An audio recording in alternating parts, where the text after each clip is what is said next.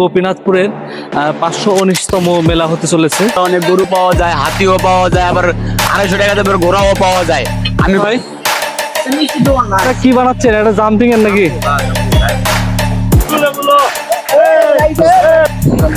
বগুড়া নন্দীগ্রাম থেকে আসছে। জয়পুরহাটের আক্কেলপুর উপজেলায় গোপীনাথপুর ইউনিয়নে আয়োজিত প্রায় 500 বছরের পুরনো ঐতিহ্যবাহী দোল পূর্ণিমা মেলা বা গোপীনাথপুর মেলা উত্তরবঙ্গের অন্যতম বৃহত্তম মেলা। প্রতি বছর দোল পূর্ণিমায় শুরু হয় মেলা 15 দিন ধরে চলে এবং ঘোড়া ও মহিষের ব্যবসার জন্য বিখ্যাত। এটি স্থানীয়ভাবে ঘোড়ার মেলা নামেও পরিচিত। জয়পুরহাট জেলার আক্কেলপুর উপজেলা সদর থেকে 6 কিলোমিটার দূরে গোপীনাথপুরে, যা প্রতি বছর দোল পূর্ণিমার সময় অনুষ্ঠিত হয়।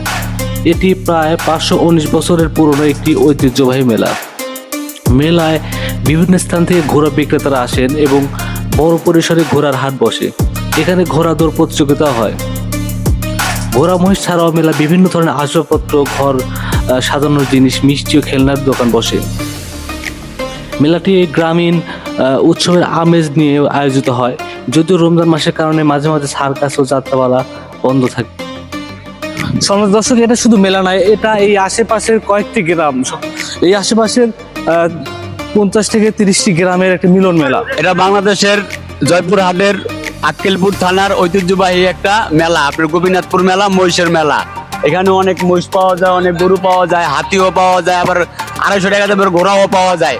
আমি গতবার একটা 250 টাকার ঘোড়া কিনছিলাম। আমরা এখানে প্রতি বছর আসি কম্বল নিয়ে।